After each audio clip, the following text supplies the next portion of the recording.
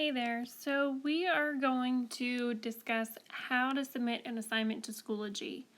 First of all, you need to begin by logging into Schoology, which you should all be familiar with. So, once you're into Schoology, you need to be looking for a core content area, which includes English language arts, math, science, or social studies. They should be in the navy blue colors.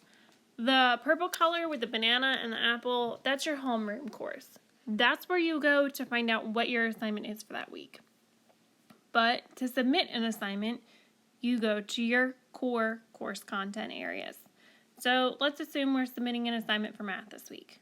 I'm going to start by going to my math course, and then you can see it automatically takes me to materials.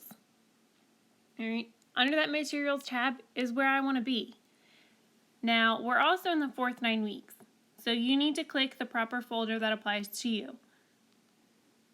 So, fourth 9 weeks, and then you see the assignments that need to be submitted. So, assuming you're submitting page 45, lesson 5 reteach, that's what you need to click on. You're going to hit submit assignment. From there, you need to stay on upload instead of hitting create or resources. We're not creating anything and we're not adding any additional resources. So upload's where you want to be. Then if you click on the icon that looks like it has multiple different files and pages right next to the microphone, that's where you want to be.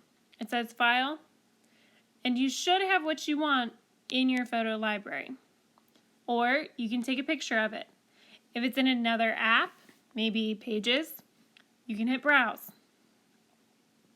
So once you're there, it takes me to a different area where I was previously, but it should go to your iCloud drive. If you need to go to other recent pages because you can't find it, then click on recent and it'll take you to other areas. All right? But point is, you need to find your document. And then once you've clicked on it, it should pop up right underneath where it says file. And then you know it's ready when it says complete. Once you've done that and it says complete, hit submit and you're good to go.